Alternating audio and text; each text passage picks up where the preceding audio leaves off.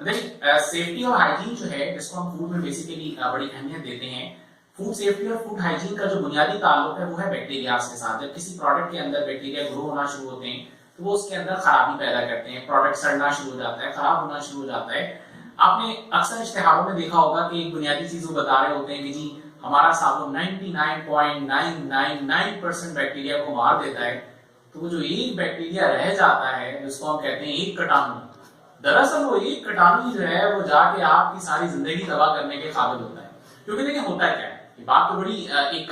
मजाक की सी है कि सिर्फ एक बैक्टीरिया, अब एक बैक्टीरिया एक कीटाणु कर क्या है, अगर वो एक प्रोडक्ट के अंदर, एक फूड आइटम के अंदर रह जाता है, मिसाल के तौर पर साल्मोनेला है या इकोलाई है, तो उसकी जो एक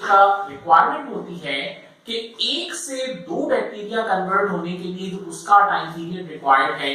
वो होता है 10 मिनट।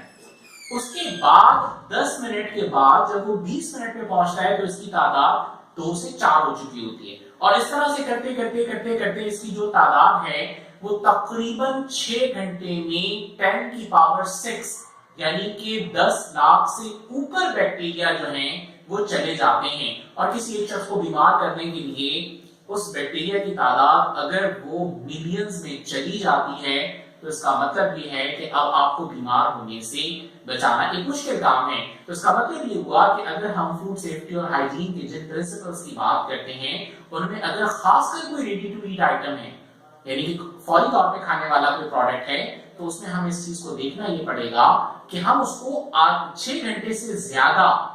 खुली हालत में ना छोड़ें, खासकर क्योंकि हमारा कराची या पाकिस्तान का जो एक एनवायरनमेंट है जहाँ पे गर्मी का जो लेवल है वो 40 डिग्री तक भी पहुंच जाता है। और ये वो टेम्परेचर है जिसके नतीजे में क्या होता है कि बैक्टीरिया की तादाद ना सिर्फ बढ़ती है बल्कि वो पॉइजन, जो फूड पॉइजनिंग वाले बैक्टीरिया होते हैं वो इतनी तेजी के साथ बढ़ते हैं कि खाना जो है वो सड़ जाता है, खराब हो जाता है। और बात सूरतों में पॉइजनिंग ऐसी होती है जिसमें सड़ा हुआ नजर नहीं आता खाना, लेकिन जब हम उसको खाते हैं उनको कहते हैं एंटीरोटॉक्सिन्स। जब हम उसको खा लेते हैं तो ये पॉइजन हमारी बॉडी के अंदर जाके पॉइजनिंग क्रिएट करता है। तो प्रॉब्लम सारी ये है कि हमें अपने खाने को 6 घंटे से ज्यादा जो है वो बाहर नहीं छोड़ना है।